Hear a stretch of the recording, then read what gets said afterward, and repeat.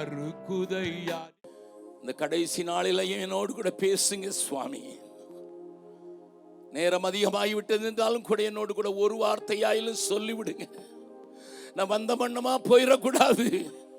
ஒரு வார்த்தையாயிலும் சொல்லிவிடுங்க. காலங்கள் தோறும் காவலில் உள்ளோ காணட்டும் எம்மை களிப்போடு இன்னமும். காலங்கள் தோறும் காவலில் உள்ளோ காணட்டும் உம்மை களிப்போடு இன்னமும். குருசதின் ரத்தம் குரல் கொடுக்கட்டும். குருசதின் ரத்தம் குரல் கொடுக்கட்டும். கும்பிடுவோரை குணமாக்கும் வேகம். கல்வாரி சிநேகம் கரைத்திடும் என்னை கல்மனம் மாற்றி கரைந்தோட செய்யும். கல்வாரி சிநேகம் கரைத்திடும் என்னை கல்மனம் மாற்றி கரைந்தோட செய்யும். கல்வாரி சிநேகம். அற்பமான வாழ்வு அற்புதமாய் மாற அனைத்தையும் தந்தேன் ஆட்கொள்ளும் தேவா. அற்பமான வாழ்வு அற்புதமாய் மாற அனைத்தையும் தந்தேன் ஆட்கொள்ளும் தேவா. நான் சிறுகவும் நீர் பெருகவும். நான் சிறுகவும் நீர் பெருகவும். தீபத்தில் திரியாய் எடுத்தாள் கொள்ளும். கல்வாரி சிநேகம் கரைத்திடும் என்னை கல்மனம் மாற்றி கரைந்தோட செய்யும். கல்வாரி சிநேகம். அப்படியே ஆக கடவுது ஆண்டவரே, அப்படியே ஆக கடவுது. என்னை காணுவோர் உம்மை காணட்டும். இயேசுவின் மூலம் ஜெபம் கேளும் நல்ல பிதாவே, ஆமென். உட்காரலாம். கடந்த 3 நாட்களுக்குள்ளே வராதவர்களுக்காக 2 நிமிடத்திலே கடந்த நாட்களின் செய்தியை நான் உங்களுக்கு சொல்லிவிட்டு இந்த நாளிலே உங்களோடு கூட இறுதியான வார்த்தைகளை சொல்ல விரும்புகிறேன். நன்றாய் கவனியுங்கள். நீங்களும் நானும் எப்பொழுதும் எல்லா இடங்களிலும் வெற்றி சிறக்கவே அழைக்கப்பட்டவர்கள் என்பதை முதலாவது நாளிலே காண்பித்தேன். கிறிஸ்துவுக்குள் வாழ்கிற எந்த தேவ பிள்ளையும் எப்பொழுதும் எல்லா இடங்களிலேயும் வெற்றி சிறப்பதற்காக உருவாக்கப்பட்டது என்பதை வேத வசனத்திலிருந்து சொல்லி, எப்படி ஐயா வெற்றிகளை நாம் வாழ்க்கையிலே தொடர்ச்சியாக பெற்றுக்கொள்ள முடியும், எல்லா இடத்திலையும் பெற்றுக்கொள்ள முடியும், எல்லா போராட்டத்திலையும் எல்லா போர்களிலையும் பெற்றுக்கொள்ள முடியும் என்பதை நான் பேசுவதற்கு ஆரம்பித்து, 2வது நாளிலே தாவீது தன்னுடைய வாழ்நாளிலே எந்த யுத்தத்திலையும் தோற்றதில்லை என்பதை உங்களுக்கு எடுத்து காட்டி அதற்கு காரணங்களை 2வது நாளிலே பேசும்போது வாழ்க்கையில தோற்று போன ஒரு சவுலுக்கு நேர்ந்த காரியங்களை உங்களுக்கு சுட்டி காட்டினேன். அநேக உதாரணங்களோடு என்னுடைய சொந்த அனுபவங்களோடு இணைத்து வேத வார்த்தையை உங்களுக்கு நான் போதித்தேன். இந்த செய்திகள் எல்லாம் யூடியூபில் தயவு செய்து கேளுங்கள். அது இன்னும் 1 வாரத்திற்குள்ளாக யூடியூபில் ஏற்றப்படும். என்னுடைய மீடியா டீம் மூலமாக ஜெம்ஸ் மீடியா என்று போனால் அங்கே இந்த செய்திகள் வர ஆரம்பித்து விடும். நேற்றைய தினத்தில் தாவீது வெற்றி பெற்றது, தாவீது ஆண்டவருக்கு அன்பாய் நடந்தது மாத்திரமல்ல, ஆண்டவருடைய வார்த்தையின் படியே நடந்தவன் என்பதை நேற்றைய தினத்தில் காண்பிக்க முயற்சித்தேன். ஏனென்றால் அன்பில்லாமல் வாழ்ந்த சவுலையும் அன்பே இல்லாமல் வாழ்ந்து போய் தலைவனாக உயர்த்தப்பட்ட அபிஷேகம் பெற்ற சவுலையும் தாவீதையும் நான் இணைத்து காண்பித்தேன். வார்த்தைக்கு கீழ்ப்படியாத சவுலையும் வார்த்தைக்கு விட்டு கொடுத்த ஒரு தாவீதையும் உங்களுக்கு காண்பித்தேன். ஆகையினால நேற்றைய தினத்தில் தாவீதோடு இருந்தவர்களும் காரணம் என்று சொல்லி விசேஷமாக நான் 2 கூட்டத்தாரை உங்களுக்கு சொன்னேன். 5 கூட்டத்தாரை குறித்து பேசுவேன் என்று சொல்லிவிட்டு நேற்றைய தினத்தில் 2 கூட்டத்தாரை மட்டும்தான் நான் உங்களுக்கு முன்னதாக வைக்க முடிந்தது. ஒன்று, இசக்கார் புத்திரர் 200 பேரை நான் உங்களுக்கு காண்பித்தேன். தாவீதோடு கூட இருந்த, பெயர் தெரியாத, ஃபேமஸா இல்லாத சாதாரணமானவர்கள். ஆனால் இசக்கார் என்கிற கோத்திரம் ஆண்டவருடைய காலத்தை அறிந்தது மாத்திரமல்ல, எப்படி இஸ்ரவேலர்கள் அதில் செயல்பட வேண்டும் என்று போதிக்கிறவர்களாக இருந்தார்கள் என்று சொல்லி 1 நாளாகமம் 12வது அதிகாரத்தின் 32வது வசனத்தை நான் உங்களுக்கு மேற்போற்று காண்பித்தேன். அவருடைய பெயர்கள் வேதத்தில் சொல்லப்படவில்லை. அவர்களை எல்லாரும் அறிய மாட்டார்கள். ஆனால் ஆவியானவர் அது வேண்டும் என்று எழுதி வைத்திருக்கிறார். இன்றைக்கும் சபையிலே காலத்தை அறிகிற அறிவு எல்லாருக்கும் வேண்டும் என்பதை, ஆண்டவர் காலத்தை குறித்து கரிசனையாயிருக்கிறார் என்பதை இயேசு கிறிஸ்துவினுடைய வாழ்க்கையிலையும் அவருடைய வார்த்தையிலையும் நான் காண்பித்து, கழுதையின் மேலே ராஜாவாக பவனி வருகிற இயேசு 4 பக்கமும் உல்லாசமான ஓசன்னா சத்தம் கேட்ட போதும் முன்னாலே வஸ்திரங்களை விரித்து குருத்தோலைகளை பிடித்து அவரை சிறு பிள்ளைகளாய் கூட வாழ்த்தின போதும், மற்றவர்கள் பொறாமைப்படத்தக்கதாக இவர்களை நிறுத்தும் என்று சொன்ன போது, இவர்கள் கூப்பிடாவிட்டால் கற்கள் கூப்பிடும் என்று ஆண்டவர் சொன்னதையும் காண்பித்து, ஆனால் இயேசு ஒருவரோ அதன் மத்தியில் அழுது கொண்டிருந்ததை காண்பித்தேன். கவனியுங்கள், இயேசு அழுது கொண்டிருந்ததற்கு காரணம், உன்னை சந்திக்கும் இந்த காலத்தை நீ அறியவில்லையே என்பதுதான் காரணம் என்பதை நேற்றைய தினத்திலே நான் உங்களுக்கு சுட்டி காட்டினேன். ஆகையினாலே நீங்களும் நானும் இந்த காலம் எப்படி என்பதை நான் நேற்று பல காரியங்களை காண்பித்து உங்களுக்கு காண்பித்து கொடுத்தேன். ஆண்டவர் உங்களோடு கூட இடைப்பட்டதினால் இன்றைக்கு பாடல் ஆராதனை நடத்தும்போது தம்பி சாமும் அதை உங்களுக்கு நினைப்பூட்டினார். இந்த காலத்தில் நீ மௌனமாய் இருக்கவே கூடாது என்பதை நான் நேற்றைய தினத்தில் உங்களுக்கு சொல்லிக் கொடுத்தேன். இது சிந்திக்கும் காலம், செயல்படும் நேரம் என்பதை நாம் பாடலாகவும் பாடினோம். அதோடு நான் நிறுத்தவாதபடிக்கு தாவீதோடு கூட இருந்த கடைநிலை ஆபீசர், ஜூனியர் ஆபீசர் என்று சொல்லுகிற உரியாவை காண்பித்து கொடுத்தேன். 2 சாமுவேலின் புஸ்தகத்தில் அவனுடைய பெயரை பாருங்கள், எங்கே இருக்கிறது என்று பார்க்கலாம். 2 சாமுவேல் 2வது சாமுவேலின் புஸ்தகம், அங்கே 23வது அதிகாரம், 23வது அதிகாரத்தின் கடைசி வசனங்களை வாசிக்கலாம். ஏத்தியனாகிய உரியா என்பவர்களே ஆக 37 பேர். முதல் நிலையில் இருந்த 3 பேர், அதற்கு பிறகு இருந்த 30 பேர், அதற்கு கீழே இருந்த 37 பேர் என்று ஆண்டவர் நமக்கு ஒவ்வொரு பகுதியையும் குறித்து சொல்லி இருக்கிறார். அதற்கு கீழே தான் இசக்கார் புத்திரரை குறித்து சொன்னார். ஆகையினால இசக்கார் என்கிற சாதாரண நிலையில இருந்த மக்களையும் தேவன் உபயோகப்படுத்த முடியும், அவர்களுக்கு மாத்திரம் காலத்தை புரிந்து கொள்ளுகிற அறிவு இருக்குமானால் என்று சொல்லி நேற்றைய தினத்திலே உங்களுக்கு அறைகூவல் விட்டு, அதற்கு அடியிலே லாஸ்ட் ஆபீசர், கடைசி பேர் அவன் பேர் தான், உரியாவினுடைய பேர் தான் 37 பேர்ல கீழே கொடுக்கப்பட்டிருக்கிறது. இன்றைய இந்திய போர் முனையில நிற்கிற போர் வீரர்களுக்கு அவர்களுக்கு ஆபீசர் ரேங்க் கொடுத்தா ஜூனியர் கமிஷன் ஆபீசர் என்று சொல்வாங்க, ஜேசிஓ என்று சொல்வார்கள். உரியாவா சொல்லிய ஜேசிஓ. ஆனால் அவனை குறித்து நான் ஒரு காரியத்தை நேற்றைய தினத்தில் காண்பித்து கொடுத்தேன். ராஜாதான் உரியாவை போர்க்களத்திலிருந்து வரவழைக்கிறான். ராஜாதான் அவனுக்கு விடுமுறை கொடுத்து வீட்டுக்கு போ என்று சொல்கிறான். வீடு பல மைல் தூரத்தில் இல்லை, தாவீது வீட்டை ஒட்டியே இருக்கிறது. தாவீதினுடைய மெத்தையிலிருந்து அல்லது மேலறையிலிருந்து பார்த்தால் உரியா அவனுடைய பாத்ரூம் தெரியும். ஆகினால் தான் பத்சேபாளை இழுத்து கொண்டு வர சொன்னான் என்று நேத்திரத்தில் சொன்னேன். பக்கத்தில் இருக்க அந்த வீட்டு கூட உரியா போகல. ராஜா லீவ் கொடுத்தாரு, போகல. ராஜா தின்பண்டங்களை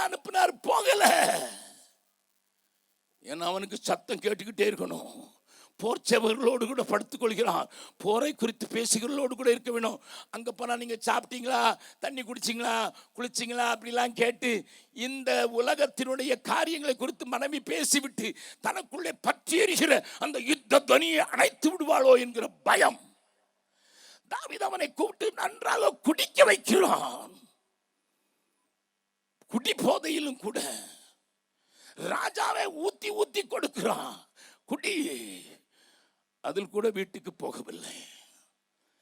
இப்படிப்பட்ட வைராக்கியம் உள்ளவர்களை, யுத்த களத்தில் நிற்கிறோம், என்னுடைய தலைவன் யுத்தத்தில் நிற்கிறான், என்னுடைய சக ஊழியர்கள் யுத்தத்தில் நிற்கிறார்கள், என்னுடைய சக மக்கள் தங்களுடைய இன்பத்தை மறந்து தங்களுடைய கம்ஃபர்ட்டை மறந்து யுத்தத்தில் இருக்கிறார்கள்.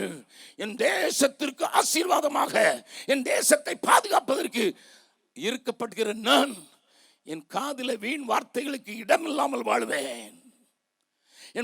என்னுடைய வார்த்தைகள் அது நலிந்து தளிந்து போய்விடக்கூடாது.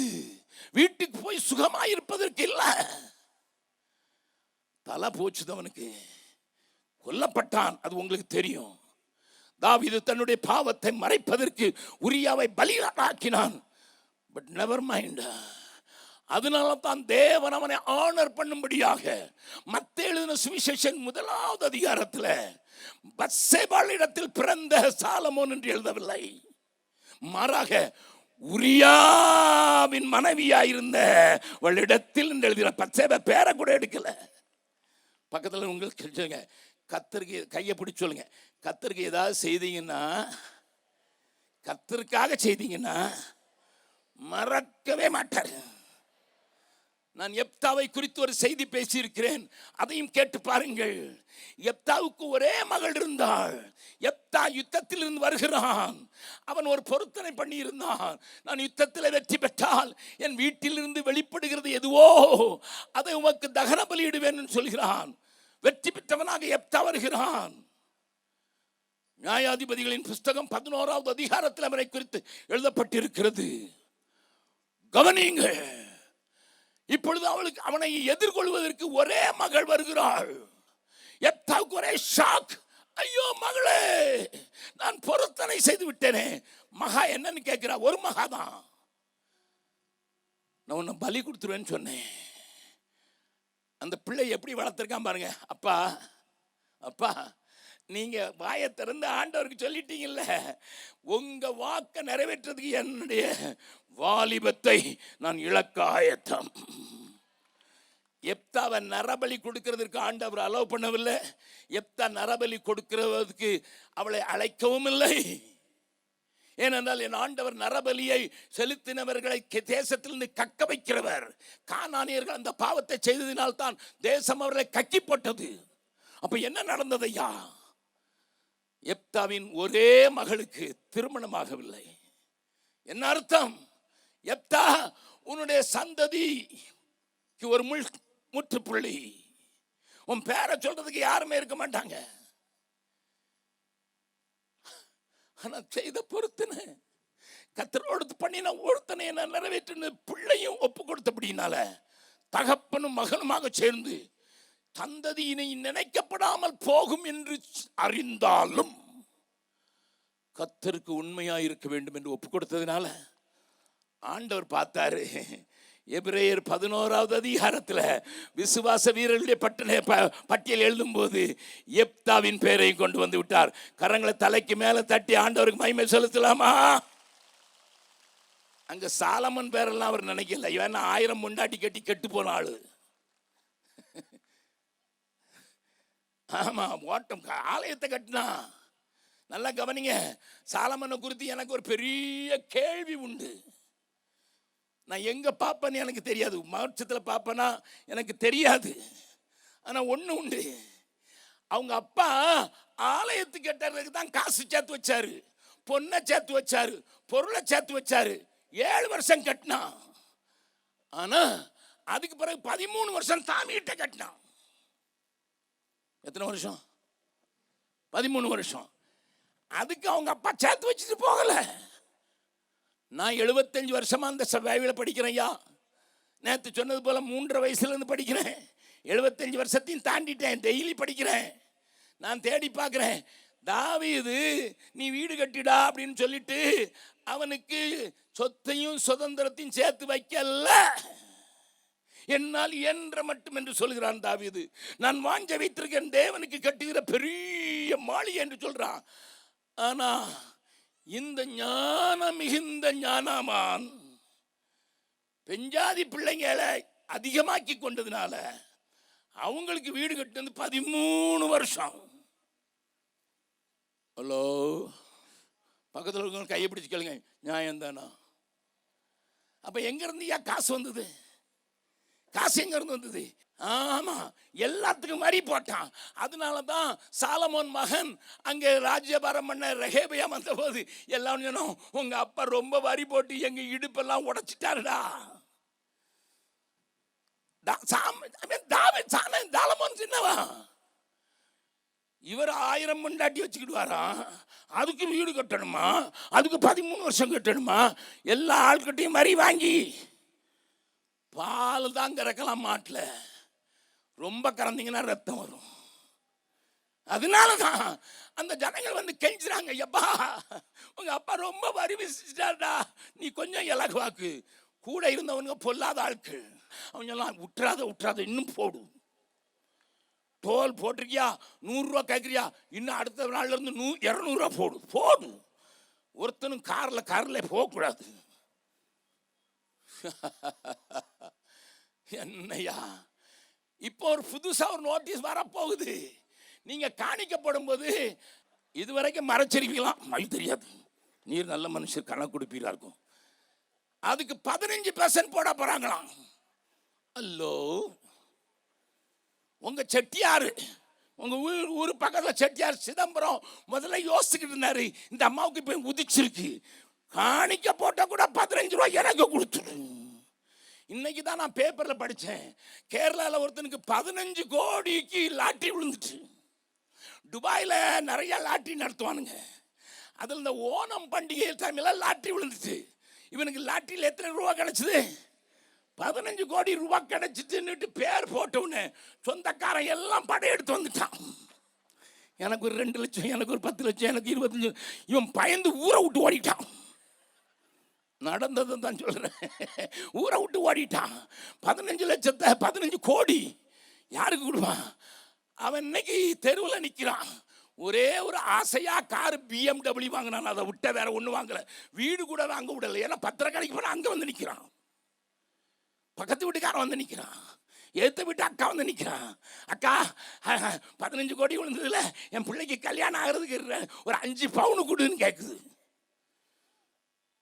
பயந்து போய் ஊரை விட்டு போன ஆளு இன்னைக்கு எழுதியிருக்கான், அரசாங்கம் 7.5 கோடியை வாட்டி வாங்கிட்டு. பக்கத்து 7.5 கோடி, 15 கோடியில் 7.5 கோடி அரசாங்கம் வாங்கிட்டான். அதுக்கு பேரு ஜிஎஸ்டி. ஆமா, ஸ்டேட் கவர்மெண்ட்டுக்கு ஒரு ஜிஎஸ்டி, அதே பொருள் வெளியே போகும்போது அதுக்கு ஒரு ஜிஎஸ்டி. ஆனால் அந்த பணத்தை வச்சு ரோடை போட்டு உன்னை மயக்கி வச்சிருக்கான். ரோடு போட்டாங்கல்ல, இங்கேருந்து திருச்சிக்கு 2 மணி நேரத்தில் ஓடிடுறேன்னு. இந்த பணம் எங்கேருந்து வந்தது? நாங்கள் தான் கொடுத்தோம். ஆமாம், ரோட்டில் உருண்டே போ, சோறு தண்ணியெல்லாம் வேண்டாம் உனக்கு. இதுதான் சாலமோன் இடத்துலேருந்து கற்றுக்கொண்டது. நல்லா கவனிங்க. அந்த சாலமோன் பேரை ஆண்டவர் விசுவாச வீரர்கள் பட்டியலில் சேர்க்கல, ஆனா எப்தா பேரை சேர்த்தாரு. நம்புறவங்க மாத்திரம் ஆண்டவரை என் பேரும் உங்க பட்டியலில் இருக்கட்டும் சொல்றவங்களாம் கரங்களை வயானத்துக்கு நேராக திருப்பி, என் பேர் இருக்கிற மாதிரி நான் வாழட்டும், என் பேர் இருக்கிற மாதிரி.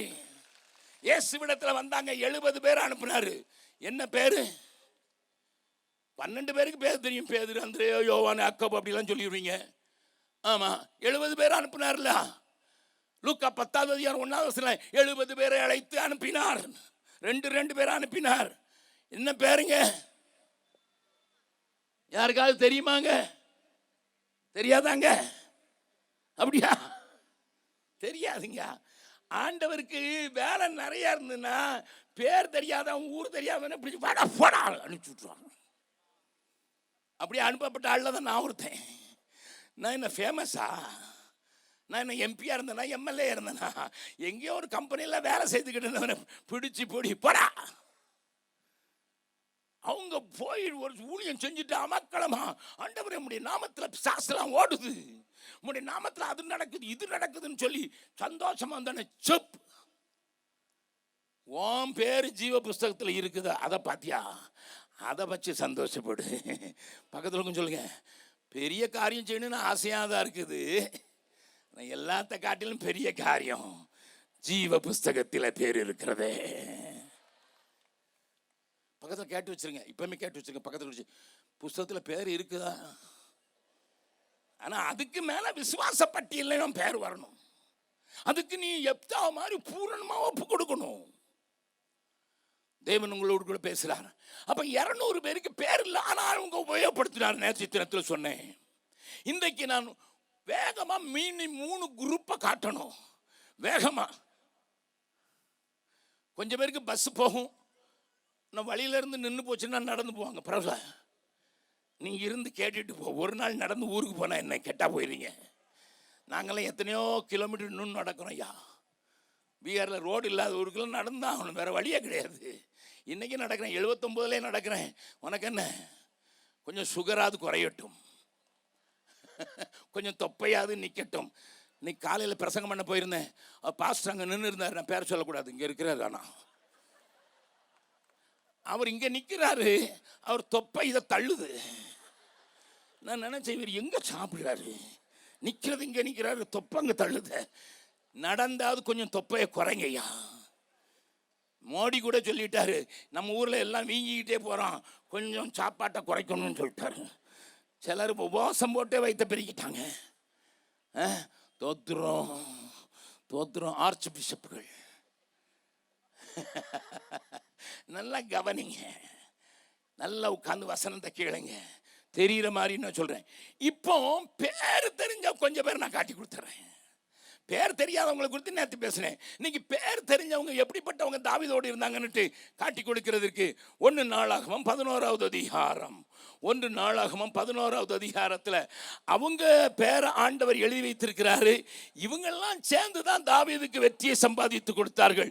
தேவராஜ்யம் வெற்றி மேல் வெற்றி பெற வேண்டும் என்றால் பாதாளத்தின் வாசல்களை மேற்கொள்ளாது என்று சொல்லுவது உண்மை என்றால் நீங்கள் என்னோடு கூட இந்த வசனங்களை நீங்கள் புரிந்து கொள்ளுங்கள். வாசிக்கலாம். 1 நாளாகமம் 12வது அதிகாரம் 1 நாளாகமம் 12வது அதிகாரத்தில் ஆண்டவர் சிலருடைய பெயரை சொல்லியிருக்கிறாரு. வாசிக்கலாம். 8வது வசனத்தை வாசிக்கலாம். காத்தியரில் பரிசையும் ஈட்டியையும் பிடித்து சிங்க போன்ற முகமும் மலைகளில் இருக்கிற வெளிமான் வேகம் போன்ற வேகமும் உள்ளவர்களாய் இருந்து யுத்த சேவகரான பராக்கிரமசாலிகள் சிலரும் வனாந்தரத்தில் உள்ள அரணான இடத்தில் இருக்கிற தாவீது பட்சமாய் சேர்ந்தார்கள். தாவீதின் பட்சமாய் சேர்ந்தார்கள். இப்ப பேரை சொல்லி ஆண்டவர் சிலரை குறித்து சொல்றாரு. அதுல ஒருத்தர் நான் உங்களுக்கு காட்டி கொடுக்கிறேன். 11வது அதிகாரம் 22வது வசனத்தை வாசிக்கலாம். பராக்கிரமசாலியாகிய யோய்தாவின் குமாரனும் கப்சேயேல் ஊரானுமாகிய பெனாயாவும் செய்கைகளில் வல்லவனாயிருந்தான். எப்படி வல்லவனாயிருந்தானாம்? அவன் மோவாப் தேசத்தின் 2 வலிமையான சிங்கங்களை கொன்றதுமல்லாமல் உறைந்த மழை பெய்த நாளில் அதாவது பனி பெய்த நாளிலே அவன் ஒரு கெபிக்குள்ளே இறங்கி போய் ஒரு சிங்கத்தை கொன்றான். 5 முழ உயரமான ஒரு எகிப்தியனையும் அவன் கொன்று போட்டான். அந்த எகிப்தியன் கையில் நெய்கிறவர்களின் படை மர கனதியான ஒரு ஈட்டி இருக்கையில் இவன் ஒரு தடியை பிடித்து அவனிடத்தில் போய் அந்த எகிப்தியன் கையில் இருந்த ஈட்டியை பறித்து அவன் ஈட்டினாலே அவனை கொன்று போட்டான். அல்லேலூயா. இந்த பெனாயாங்கிற ஆளு இவனுக்கு ஏதாவது செய்யணும், தன் ஜனத்தை காக்கிறதுக்காக ஏதாவது செய்யணும், தன்னுடைய தேசத்தின் மக்களுக்காக என்ன செய்யணும். அதனால முதல்ல அவன் மோவாப் தேசத்தில் இருந்து வந்த மோவாபியர்கள் பக்கத்தில் தான் குடியிருந்தாங்க. அந்த தேசத்துலேருந்து அப்பா சிங்கம் வரும். இவன் அந்த சிங்கத்தை பிடிச்சி ஆட்டுக்குட்டியை மாதிரி கிழிச்சிட்டான். நம்ம ஊரில் முன்னால் பொருட்காட்சி நடக்கும், இப்போல்லாம் நடக்கலைன்னு நினைக்கிறேன். அந்த நாட்கள் இப்போ எல்லார் கையிலையும் கேமரா வந்துட்டு, அந்த நாட்களில் ஸ்டுடியோ ஒன்று வச்சுருப்பான். அங்கே போய் ஃபோட்டோ எடுத்துகிட்டு வந்து அதை உங்களுக்கு அடுத்த நாள் கொடுப்பான். நீங்களும் பயங்கரமாக வீட்டில் பெருசாக ஃப்ரேம் பண்ணி போடுவீங்க. அங்கே என்ன வச்சுருப்பான் தெரியுமா? அட்டையில் ஒரு சிங்கம். இதில் அட்டையில் சிங்கம், பக்கத்தில் வேட்டைக்காரன் எம்ஜிஆர். உங்களுக்கு எம்ஜிஆர் மறந்துட்டோம், பரவாயில்ல. அவர் நிற்கும்போது உங்கள் கையில் ஒரு துப்பாக்கியை கொடுத்து உங்களையும் நிறுத்திடுவான். அப்போ நீங்கள் சொல்லுவீங்க, சிங்கத்தை கொண்டது யாரு? நான் தான். அவர் சினிமாவில் தான் கொள்வார், நான் நிஜமாக கொண்டேன். இப்படி சொன்ன படத்தை நிறைய பேர் வீட்டில் பெருசு பெருசாக மாட்டி வச்சுருந்தான். வாழ்க்கையில் சர்க்கஸில் கூட சிங்கம் பார்க்காத ஆளும் சிங்கத்தின் படத்தை மாட்டி வச்சுருந்தான். பக்கத்தில் உங்க கையை பிடிச்சி சொல்லுங்க, உங்களை பற்றி தான் சொல்கிறாங்க. சின்ன காரியம் செய்யாட்டாலும் பெருசாக பீத்துறான். எங்கள் ஊர் தமிழ் ஆறுதல் செல்வராஜா கேட்டு பாருங்க. எங்கள் ஊரில் பீத்துறான்னா உங்கள் ஊரில் என்ன சொன்னால் பந்தா காட்டுறான். ஒன்றும் செய்யாட்டாலும் பந்தா காட்டாத. பக்கத்தில் ஒன்றும் செய்யாட்டாலும் ரொம்ப பந்தா காட்டாத. சிலரை பார்த்தீங்களா, இங்கே வந்து ஆவியில் நிறையும் போது தம தம தம தம தம வீட்டில் போனால் அங்கேயும் தம தமன்னு புருஷம் நல்லா அவன் ஓடி போயிட்டான். இங்கே சபையில் வந்து காட்டுவான், நாம் ஆவியில் அப்படியே நிறைஞ்சு உள்ள மேலே போகிறேன்னுட்டு. நான்லாம் நிறைய நேரம் ஜெபம் பண்ணியிருக்கேன். அப்படி துதிக்கிற ஆள் அப்படியே மேலே போயிட்டா நல்லது. இது பந்தா. ஆவியின் நிறைவில் பாத்திரத்தில் பாலை காய்ச்சினீங்கன்னா, நீங்கள்லாம் பால் காய்ச்சிற ஆட்கள் தான், நிறைய மாடு தான் சுற்றி இருக்க. பால் காய்க்கிறீங்க, பால் காய்ச்சவொடனே என்ன செய்யும்? பொங்கும். முதல்ல பொங்கும். பொங்கி பொங்கி பொங்கிட்டே சூடாக்க பொங்கிட்டு இருந்தா அக்கா நீங்கள் என்ன சொல்லுவீங்க? தண்ணி நிறைய இருக்குது. கரெக்டாக சொன்னாங்க.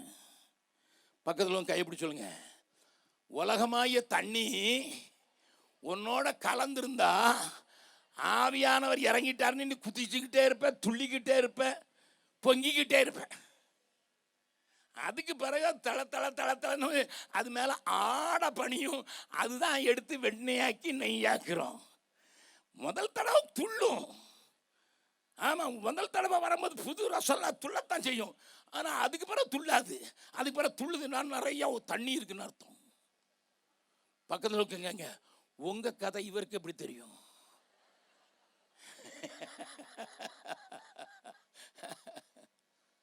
இந்த ஆளை பாருங்க, 2 சிங்கத்தை செஞ்சிருந்தா என்ன கெத்தா நடந்திருக்கணும். இவன் சும்மா இருக்க மாட்டேங்கிறான். குகைக்குள்ள போய் பனி பெஞ்சு பனி கட்டி இருக்கிற குகைக்குள்ள போய் அதையும் பிடிச்சி. ஏன்னா வெளியில இருக்கிற சிங்கத்தை காட்டிலும் மறைந்து இருக்கிற சிங்கம் அதிக பாதுகாப்பை கெடுத்து விடும். என் ஜனத்தை கெடுத்துரும். வெளியே இருக்கிற சிங்கம் கடிக்கும், வெளியே இருக்க சிங்கம் ஆளை கொல்லும். ஆனால் மறைஞ்சிருக்கிற சிங்கம் இருக்குது, அது மோசமான சிங்கம். அது ஆள் தூங்கிட்டு இருக்கும்போது தான் வந்து தூக்கிட்டு போகும். உன் வாழ்க்கையில் மறைந்திருக்கிற பாவங்களையும் அழிக்க வேண்டும். மறைந்திருக்கிற பாவங்களும் மறைந்திருக்கிற இருட்டும் உங்க ஊர்ல இருக்குன்னு அவர் சொன்னார்ல. காட்டத்தி மரம். ஆமா, இந்த மந்திரம் போடுறவனெல்லாம் பார்த்துருக்கீங்களா? செய்வனை பண்றவனெல்லாம் பார்த்துருக்கீங்களா? அவன் ராத்திரி எல்லாம் பண்றான், ஏன்னா தெரியக்கூடாதுன்னுட்டு. அந்த மறைஞ்சிருக்கிற சிங்கத்தையும் கிழிக்கிறதுக்கு இயேசுவின் நாமத்தில் ஆயத்தனமான ஒரு பட ஆண்டவருக்கு வேணும். அதை நம்புறவங்க மாத்திரம் ஒரு ஆளு சொல்லலாமா? பீகாரில் நாங்கள் ஒரு பைபிள் காலேஜ் நடத்துகிறோம், டிபிசின்னுட்டு. 1 வருஷம் அதில் ட்ரைனிங் கொடுப்போம். அதுக்கு பிறகு பல இடத்துல கொண்டு வச்சுருவோம். ஒரு பையனை நான் நேற்று சொன்ன அந்த மலை மேலே வச்சேன். இவனுக்கு அங்கே வீடே வாடகை கிடைக்கல. பக்கத்தில் ஒரு குடிசை தான் இருந்துச்சு. அந்த குடிசையில் ஒரே ஒரு ரூம் மட்டும் தான் இருந்துச்சு. அந்த வீட்டுக்காரன் சொன்னால் யார் ரூமை வேணா இருத்தீங்கன்னுட்டான். புதுசாக பைபிள் ஸ்கூலில் இப்போ தான் போயிருக்கான். இவன் அங்கே போய் இவனுக்கு என்ன எப்படி ஊழியம் செய்யணுங்கிறதெல்லாம் இப்போ கொஞ்சம் மெல்ல தெரியணும். ஏன்னா அங்கே உராவன் பாஷை பேசுகிறவன் இருக்கிறான், கர்வார் இருக்கிறாங்க, போஜ்பூரி பேசுகிறவங்க இருக்கிறாங்க.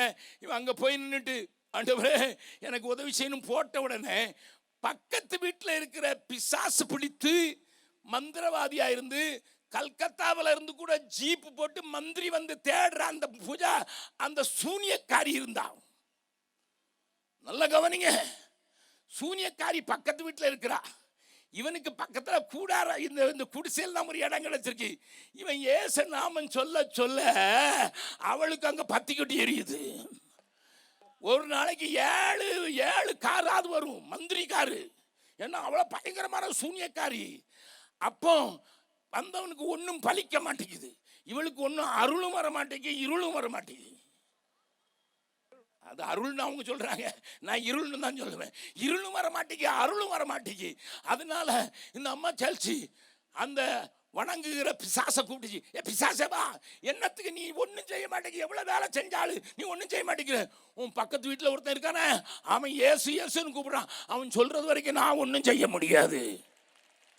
வேதாளம் பாதாளம் யாவையும் ஜெயித்த வீரமுள்ள திரு நாமமது.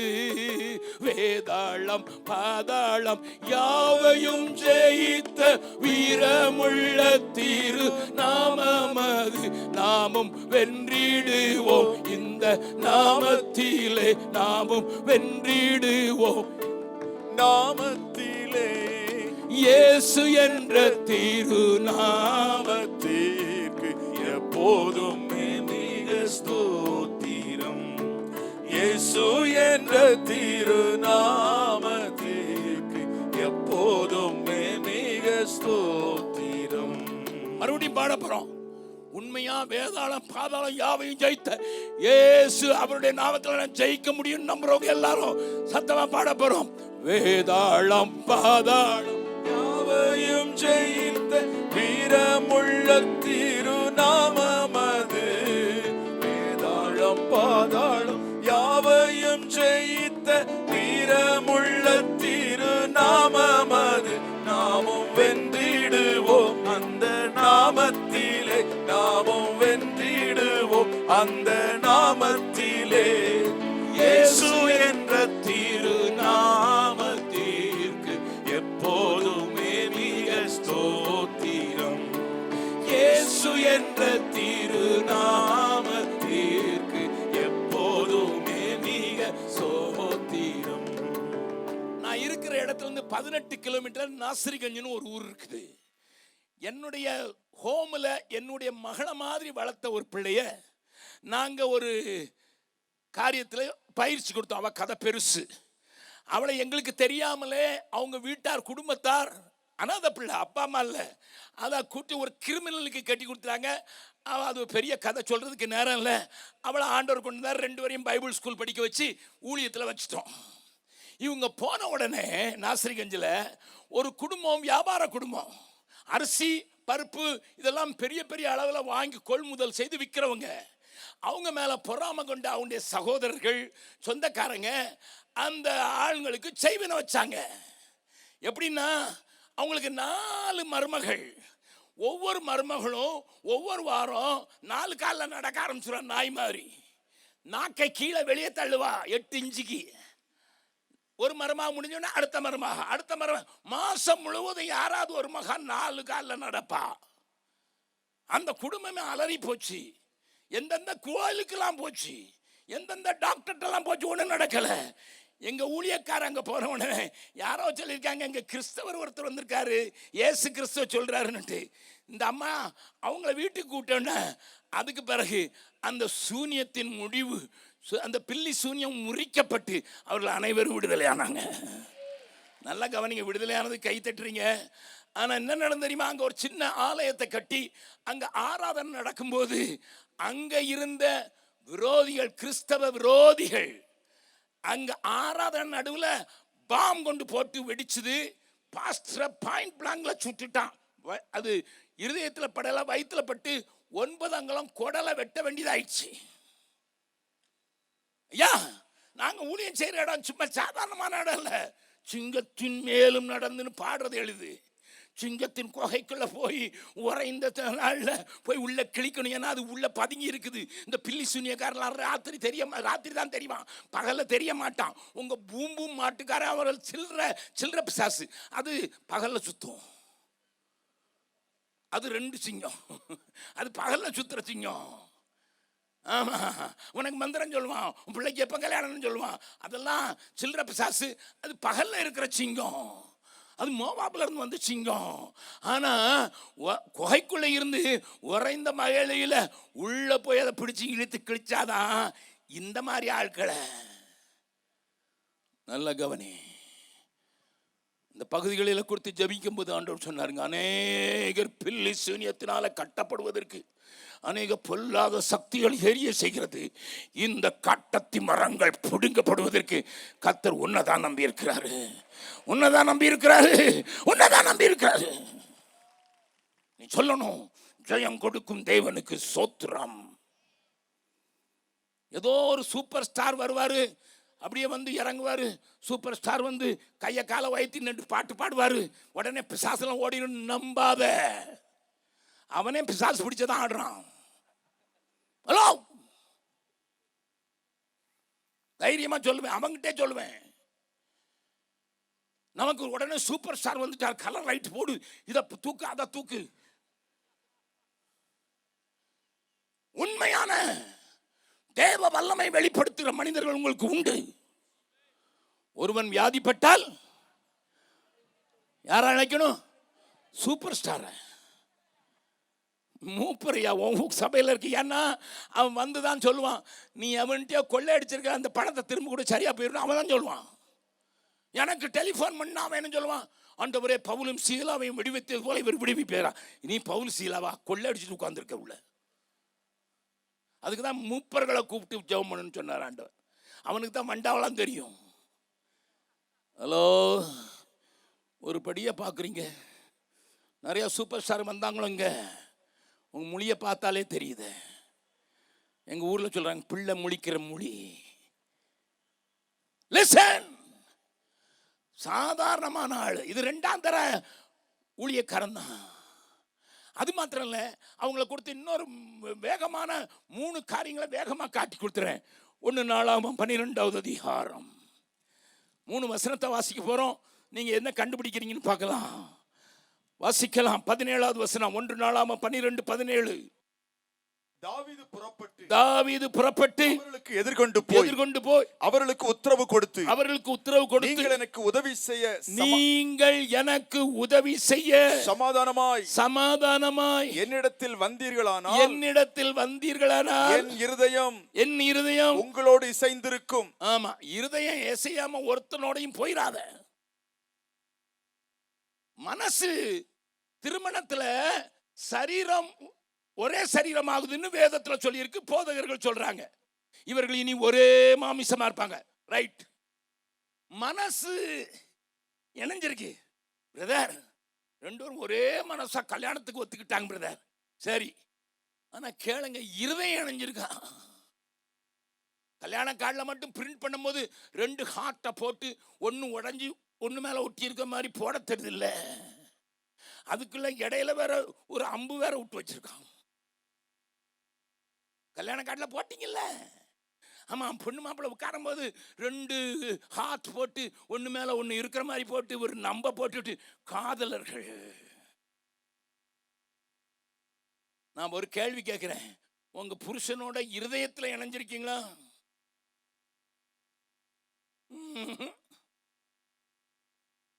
அவன் தண்ணி போட்டு வந்தா எப்படி இருதயம் இணையும்? நான் ஏசிங்கிற அவன் டாஸ்மார்க்ங்கிறான். எப்படி இணையும் ஐயா? நீர் பீகார்ல உமக்கு ஒன்றும் இல்லையா? உனக்கு பிள்ளை இல்லையா? எனக்கு பிள்ளை இருக்கு, குட்டி இருக்குது, பிள்ளைக்கு குட்டியும் இருக்குது. சிலர் சொல்லுவாங்க, எம்டெக் படிச்சா எம்டெக் மாப்பிள்ள தான் தரணும். எம்டெக் இல்ல, இந்த டக்கு இங்க டக்கா இருக்கா பாரு. ஆமா, அவரு பெரிய வீட்டுக்காரு, அதனால நான் அவங்ககிட்ட சம்பந்தம் வச்சுக்கிட்டேன்னா நமக்கும் பெரிய வீடு கிடைச்சிடும். Stop that nonsense. உன் பிள்ளை உன் புருஷனோடு கூட இதயம் இணைஞ்சாதான் ஒன்னா இருக்க முடியும். அல்லேலூயா. நேரம் இல்ல. யோனதாபுங்கிற ஒருத்தர் இருந்தான். யெகூவ ஆண்டவர் அனுப்புறாரு. யெகூ போயிட்டு இருக்கும் போதே யோனதாப்னு ஒருத்தனை கண்டுபிடிக்கிறான். அவங்கிட்ட நின்று, யோனதாப், ஓ இருதயம் என் இருதயம் ஒன்னா ராதத்துல ஏறிக்கொள். இருதயம் ஒன்னான ரதத்துல ஏறி பாகால்களை அழிச்சிடலாம். ஊழியர்களே, ஊழிய குழுக்களே, எஸ்பிசி, அது ஐபிசி, என்ன சிஆர் இருந்தாலும் சரி, நான் கேட்கிறேன், இங்க மட்டும் சேருக்காக நீ சேர்ந்தீன்னா, சேர் இல்லையா, சேருக்காக சேர்ந்தினா, ஏன்னா எஸ்பிசில மெம்பர் ஆனதான் சேர் கொடுப்பாங்க, அதுல கொஞ்சம் தேர்ந்தெடுக்கப்பட்டதான் தலைவரா மேல தூக்கி வைப்பாங்க. அப்படின்னு சேர்ந்தீன்னா நீ உருப்பட மாட்ட. உன் இருதயம் ஒட்டி இருக்கா?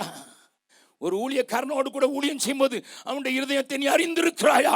அவனுடைய இருதயம் உன்னுடைய இருதயம் என்று சொல்ல முடியுமா? நீ யோனாதாபு தான், நீ ஒரு பெரிய வீட்டுக்காரன் அல்ல. ஆனா யெகூ பயங்கரமான ஆளு, வைராக்கியமான ஆளு. யோனாதாபே வா வா வா வா யாரிக்க, என் இருதயம் உன் இருதயம் மாதிரி இருந்தா யாரிக்க. தாவீதுக்கும் தெரியும், இந்த மனசுல இழஞ்சதுன்னா என் மீகாள், என் பெஞ்சாதி தான் மனசுல காதலிச்சு காதலிச்சு கற்பனை பண்ணி தாவீது எனக்கு கணவனானா அவன் என்னை தூக்கி சுமப்பான்னு நினைச்சா, நான் டான்ஸ் பண்ணதை பார்த்து தூக்கி போட்டு போயிட்டா. திருமண வாழ்க்கையா இருக்கட்டும், சபையா இருக்கட்டும், சங்கமா இருக்கட்டும், நீங்க எந்த அமைப்பை உண்டாக்கினாலும் இருதயம் இணையமா ஒண்ணு நடக்காது. அதனாலதான் இருதயத்தில் இணைந்தார்கள். அடுத்தால ஒண்ணு பார்க்கலாம், என் கைகளில் கொடுமை இல்லாதிருக்க. நல்ல வாசிக்கிட்டு இருக்க வேண்டிய நேரம் இல்லை. அடுத்தால 12வது அதிகாரத்துல இன்னொரு வசனத்தை வாசி காட்டுறேன். இதெல்லாம் நீங்க படிக்க மாட்டீங்க, ஏன்னா நாளாகம படிக்கிறதே இல்லையே நம்ம தான். அல்லேலூயா. 33வது வசனம். செபுலோன் புத்திரரில் சகலவித யுத்த ஆயுதங்களாலும் யுத்தம் செய்கிறதற்கும் தங்கள் அணியை காத்து நிற்கிறதற்கு பழகி வஞ்சனை செய்யாமல். ஆவியானவர் ரொம்ப ஞானமாக இருக்கார். வஞ்சனை செய்யாமல் யுத்தத்திற்கு போகத்தக்கவர்கள் 50,000 பேர். தாவீது யாரோட இருக்க முடியும் தெரியுமா? தாவீது யாரோடு கூட நிக்க விரும்புறான் தெரியுமா? இருதயத்துல வஞ்சனைங்கிறதுக்கு பேரு நான் பாட்டுல சொல்லி கொடுத்தல கபடு. ஆங்கில பைபிள பாத்தீங்கன்னா double heart, double minded heart, இரு நினைவுள்ளவன். வெளியே பிரைஸ் தி லார்ட் பிரதர், உள்ள சபை மட்டும் வளருதடா. நானும் என்னெல்லாமோ சர்க்கஸ் போட்டேன், வளர மாட்டேங்குதே. அவர் ஆர்த்தர் செல்வராஜ் வேற வந்து சொல்லிட்டாரு, நான் 20,000 பேர் உட்கார்ற மாதிரி சபையை கட்டியிருக்கேன்னுட்டு. இங்க பின்னால் இருக்கவங்க அல்லேலூயா, எனக்கு 20 பேர் கூட வர மாட்டேங்கிறான், உனக்கு 20,000 பேர் எங்க இருந்து வந்தான், எங்களெல்லாம் திருடி கொண்டு வச்சிருக்கிறீர்கள் அப்படின்னு உள்ள சொல்லிக்கிட்டு இருக்கான். தெரியாது எனக்கு, இந்த ஊரை பற்றி தெரியாது, நடக்கிறது தானே, எல்லா இடத்துலையும் நடக்கிறது தானே. Listen, நீ தாவீதோடு கூட யுத்தத்துல ஜெயிக்கணும்ன்றதுக்கு நிக்கிறதுக்குன்னா முதல்ல வஞ்சனை இல்லாத இருதயம். வஞ்சனையா அல்ல. ஆமா, ஒருத்தன் வந்தான், 2 பேர் பிரயாணப்பட்டு வரான். ஒருத்தங்கிட்ட அரிசி இருக்குது, ஒருத்தங்கிட்ட உமி இருக்குது. அரிசி வச்சிருக்கவே சாப்பிட ஆரம்பிக்கிறான் அரிசியை, ஏன்னா தண்ணியை குடிச்சிட்டு சாப்பிட்டுட்டு தான் போகணும்னு பிரயாணம். உமி இருக்கிறான்னு சொல்றான், நம்ம 2 பேரும் சேர்ந்துக்கிடலாமா? நம்ம உமியையும் அரிசியையும் நம்ம ஒன்னா போட்டு ஊதி சாப்பிடலாம். ஹலோ, அரிசியும் உமியும் ஒன்னா போட்டு என்ன செய்யலாமா? ஊதி 2 பேரும் சாப்பிடலாம். நிறைய பேர் வஞ்சனையா சொல்லுவான். காக்காவும் ஆமா ஒரு நரியும் ரொம்ப ஃப்ரெண்ட்ஷிப் ஆயிட்டாங்க, ஒன்னா சேர்ந்து நம்ம வந்து விவசாயம் பண்ணலாம்னு சொல்லிச்சு. காக்கா சொல்லிச்சு. அப்போ நரி சொல்லிச்சு, என்ன போடலாம்? சோளம் போடலாம். காக்காவுக்கு சில நேரங்களில் புத்தி சரியில்லை. நீ வேருக்கு கீழே வர்றதெல்லாம் உனக்கு, வேருக்கு மேலே வர்றதெல்லாம் எனக்கு. யாருக்கு கிடைச்சிட்டு? நரி தயந்திரமானது இல்ல. ஆமா, காக்கா பார்க்கறது வேலை கீழே ஒண்ணுமே இல்லை, நீ சரியில்லை. அப்போ உடனே நரி சொல்லிச்சு, இப்ப மாத்தி போடலாம், நிலக்கடலை போடலாம்க்கா. இப்ப மேல வர்றதெல்லாம் உனக்கு, கீழே வர்றதெல்லாம் எனக்கு. இப்ப யார் ஏமாந்தது? பக்கத்துல கை சொல்லுங்க, உங்களை தான் சொல்றாங்க.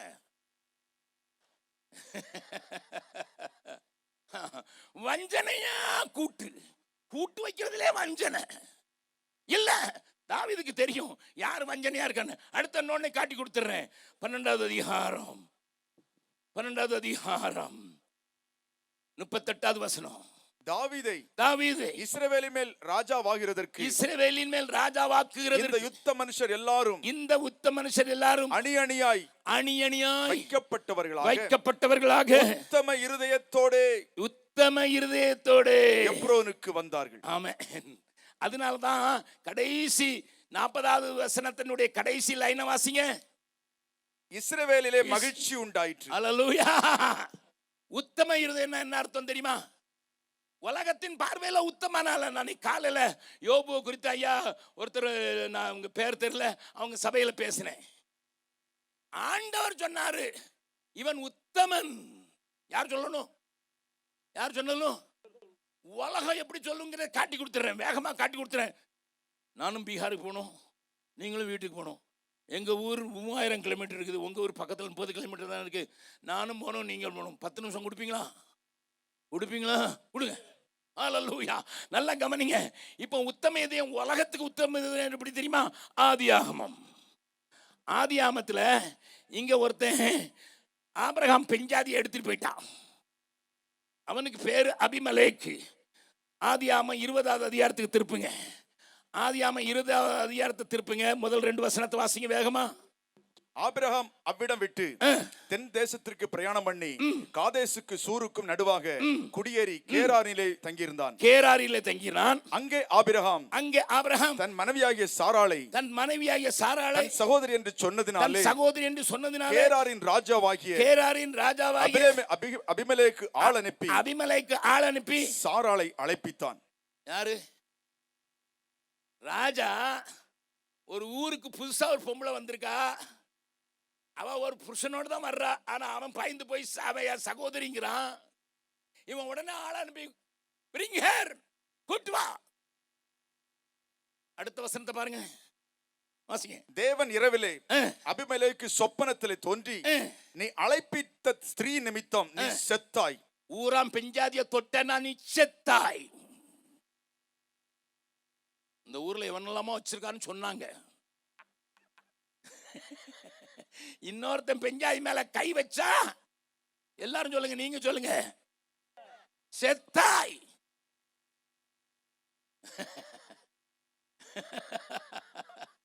எத்தனை பிணம் விழ போதோ தெரியாது. அப்போ ஆண்டவர் பேசுறாரு. 5வது வசனத்துல ஆண்டவர் கேட்கிற, என்னடா இவள் தன் சகோதரி என்று அவன் என்னோட சொல்லவில்லையா? அவன் தன் சகோதரன் என்றும் இவளும் சொன்னாலே. ஆண்டவர் ராத்திரி வந்து கேட்கிற, அபிமெலேக்கே என்னடா செஞ்ச? ஊரா விட்டு பெஞ்சாதிய கூட்டி வச்சுட்டீங்கடா. அவர் என்ன சொல்றாரு? உத்தம இருதயத்தோடும். அப்படியே அப்பா, அடுத்தவன் பெஞ்சாதிய கூட்டு வைக்கிறது எந்த இருதயத்தோட? அது சுத்தமான சாட்சியோட செஞ்சாராம். ஏல இன்னைக்கு தானடா வந்தாரு, பார்த்த உடனே கூட்டுவான்னு சொல்லிட்டியடா. அவன்கிட்ட கேட்க வேண்டாமா? இவன் உனக்கு எப்படிடா சகோதரி, எந்த ஊர்ல இருந்தா வந்த, அதெல்லாம் கேட்க வேண்டாமா? நேர புடவை பார்த்த உடனே உனக்கு மயங்கிட்டா. ஒரு ஆட்டோல எழுதி போட்டிருந்தாங்க, சாலையை பார்த்து ஓட்டு, சேலையை பார்த்து ஓட்டாத.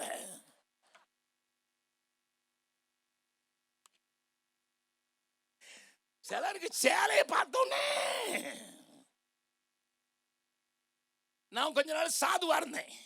செருப்பு போட மாட்டேன், நீள தாடி வச்சிருந்தேன், காவி போடுவேன். அங்க பீகார்ல நிறைய சாது மேளாக்கள் நடக்கும். அந்த சாதுக்கள் ஒவ்வொருத்தரும் ஒவ்வொரு வித்தை செய்வான். இப்பவும் செய்யறான், ஆனா அந்த மாதிரி செய்யறது இல்லை. ஒரு சாது ஒரு மரத்துல கயிறை போட்டுக்கிட்டு நிக்கிறாரு. அவர் உட்கார்ந்து 14 வருஷம் ஆச்சான் கீழே உட்கார்ந்து. அவருக்கு ஒரு சிஷ்ய பிள்ளை, அவன் எண்ணெய் போட்டு தடவிக்கிட்டு இருக்கான். ஏன்னா 2 காலும் யானை குட்டி மாதிரி வீங்கிச்சு, யானை கால் மாதிரி. அவன் தடவிட்டே இருக்கான். நான் கேட்டேன், சாமி எதுக்கு நிக்குது? அந்த சேஷன் சொன்னா, சாமி வாலிப வயசுல எவ்வளவு பார்த்தாலும் பின்னால ஓடிடுவாரு. அதனால குரு சொன்னாரு, கயிறை பிடிச்சுக்கிட்டே நிக்கணும். என்னைக்கு ஓடுறதுக்கு மனசு நிக்குதோ அன்னைக்கு நீ உட்காரலாம். உண்மையா நடந்தது சொல்றேன். அவங்க குரு சொல்லி கொடுத்தாராம். நான் கேட்டேன், நான் பார்த்தேன், சாமி இன்னும் மாறலையே. ஏன்னா என்கிட்ட சிஷ்யம் பேசிக்கிட்டு இருக்கான். சாமி அங்க 2 பேர் பொம்பளைங்க போறாளுங்க, சொல்லுபடி இது 14 வருஷம் நின்னாலும் இல்ல, நீ குளிக்கல போனாலும் இப்படித்தான் படா.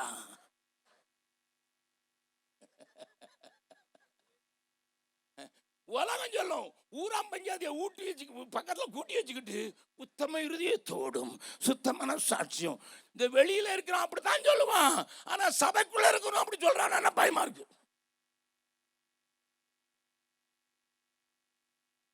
என்னை கேட்கிற அருமையான தேவனுடைய பிள்ளையே, தாவீதோடு கூட நின்று நீ வெற்றி பெற்றவனாக மாற வேண்டும் என்றால், வெற்றி பெற்றவளாக மாற வேண்டாம், உனக்கு உத்தம இருதயம், அல்லேலூயா, கபடற்ற வஞ்சனை இல்லாத வாழ்க்கை.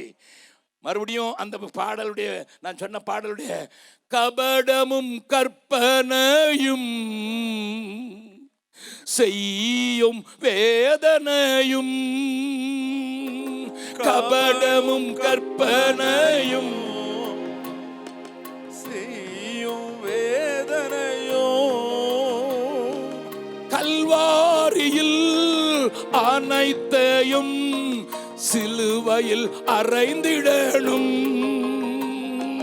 கல்வாரியில் அனைத்தையும் சிலுவையில் அறைந்திடணும்,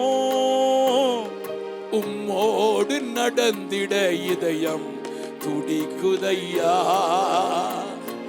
உலகத்தின் இழுப்பும் தானாய் மறையுதையா, உம்மோடு நடந்திட இதயம் துடிக்குதையா, உலகத்தின் இழுப்பும் தானாய் மறையுதையா. இப்ப 2ஆவது நாள ஆட்களை காட்டி கொடுத்த, இப்ப 1ஆம் நாள ஆளுக்கு காட்டி கொடுக்க போறேன். தாவீது அரண்ல இருக்கிறான்.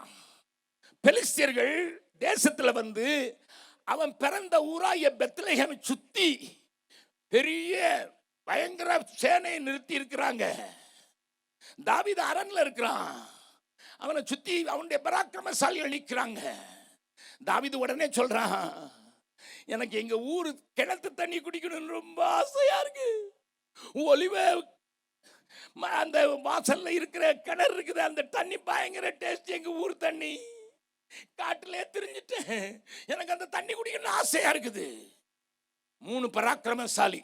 ஒருத்தன், நீங்க போய் 1 சாமுவேல் 23வது அதிகாரத்தை வீட்டில் போய் வாசித்துருங்க. இப்ப வாசிக்கிறீங்க நேரம் இல்லை. ஒருத்தன் 800 பேரை அடிப்பான். அடிச்சானா 800 பேர் அவுட்டு. சிலருக்கு அந்த கிருபை உண்டு, பெரிய கூட்டத்துக்கு பேசுறது கிருபை உண்டு. அவங்க கூட்டத்தில் ஆயிரங்கள் ரட்சிக்கப்படும். ரெய்னார்ட் போங்கே, பில் ஏப்ரஹாம், அவங்க கூட்டத்தில் 800 பேரை அடிக்கிற ஒரே அடியில் அடிச்சுவான். அது ஒரு ஆளு. இன்னொரு ஆளு தான் நிலத்துல சின்னு பெலிஸ்தியன் உள்ள வராதபடி காத்துக்கொள்வான். அதான் பாஸ்டர். என் நிலத்துக்குள்ள சத்துரு வரக்கூடாதுன்னு நிற்கிற பாஸ்டர். அவர் பெரிய எவாஞ்சலிஸ்ட். 800 பேரை அடிக்கிற ஒரு பெரிய எவாஞ்சலிஸ்ட், சுவிசேஷகன். இந்த வட்டத்துக்குள்ள நிற்கிற தன்னுடைய மந்தையை காக்கிறதுக்கு தன்னுடைய உயிரை பணை வைத்து பெலிஸ்தியனை அடிக்கிற ஆளுக்கு பேரு பாஸ்டர். 3ஆவது ஆள் ஒரு ஆள் இருக்கிறான். நீங்க போய் படிச்சு பாருங்க. தன்னுடைய கையில பட்டயம் ஒற்றவளவுக்கு வெட்டுவான். எலும்பும் பட்டயம், அதுவரை கையில பட்டயம் வெட்டு. அவன் தான் பைபிள் டீச்சர். வேதத்தையும் அவனை பிரிக்க முடியாது, வேத வசனத்தையும் அவனை பிரிக்க முடியாது. இந்த 3 பேர் கேட்கிறாங்க. தாவீது சொல்றான், எனக்கு தாகம் எடுக்குது, எங்க ஊர் தண்ணியை குடிக்கணும்னுட்டு. மனசு சொல்லுது, அதை பெலிஸ்தியர்கள் சூழ்ந்து இருக்கிறார்களே, அவங்களை அடிச்சுட்டு உள்ள போய் எப்படி தண்ணி கொண்டு வருவாங்க? அங்க சொல்லப்பட்டிருக்கு 3 பேரும் செஞ்சாங்க. நீங்க பெரிய எவாஞ்சலிஸ்ட் தான், பிரைஸ் தி லார்ட். நீங்க நல்ல பாஸ்டர் தான், பிரைஸ் தி லார்ட். நீங்க பைபிள் டீச்சர் தான். இந்த தேசம் தெரிஞ்சிக்கப்படனா நம்ம 3 பேரும் சேருவோம். ஆண்டவருடைய தாகத்தை தீர்க்கிறதுக்கு, ஆத்ம தாகத்தை தீர்க்கிறதுக்கு எனக்கு என்ன கிருபை இருக்குங்கிறது இல்லை, எனக்கு என்ன கிருபை இருக்குங்கிறது இல்லை. ராஜாவினுடைய தாகத்தை தீர்க்க வேண்டும். ராஜா தவிக்கிறார், தாகமாயிருக்கிறேன் என்று கதறுகிறார். அவருடைய தாகத்தை தீர்க்கிறதுக்கு ஒன்று சேர்ந்து இணைந்து நம்முடைய சுயத்தை வெறுத்து, சுய இன்ட்ரெஸ்ட் எல்லாம் தூக்கி தூர போட்டுட்டு, சுய சொப்பனங்கள் எல்லாம் தூக்கி போட்டுட்டு ஒன்று சேர்ந்தா இந்த தேசம் இயேசுவை கண்டுரும். நம்புறவங்க மாத்திரம் ஒரு பெரிய அல்லேலூயா சொல்லலாமா? நான் இப்போ ஒரே ஒரு பாடலை மட்டும், ஒரு கவியை மட்டும் பாடி நான் முடிக்க போறேன். தேவன் நம்மோடு கூட இடைப்பட்டிருக்கிறா. ஆண்டவர், உத்தமமா வாழ எனக்கு உதவி செய்யுங்க. பின் செல்ல வஞ்சனை இல்லாம வாழ உதவி செய்யுங்க. நான் வெற்றி பெற்ற ஆளோடு என்ன சிலுவையில் வெற்றி திறந்தார் அந்த தாவீதின் குமாரனோடு நான் நின்று இந்த உலகத்தை ஜெயிக்கிற ஜெயமாகிய விசுவாசத்தை கையில வைத்துக் கொண்டு இந்த தேசத்தை நாங்கள் ஜெயிக்க போறோம். அதுக்கு நாங்கள் எங்களை ஒப்பு கொடுக்கிறோம். வேற்றுமைகளை மறந்து ஒரே மனதோடு என்னுடைய சுகத்தை மறந்து, என்னுடைய துக்கத்தை மறந்து, என்னுடைய வேறுபாடுகளை மறந்து, ஏழை பணக்காரர் என்பதை மறந்து, ஜாதி எல்லாம் மறந்து நாங்கள் ஒன்று அந்த தேசத்துக்காக என் ராஜா சொல்லுகிறார், தாகமாயிருக்கிறேன்.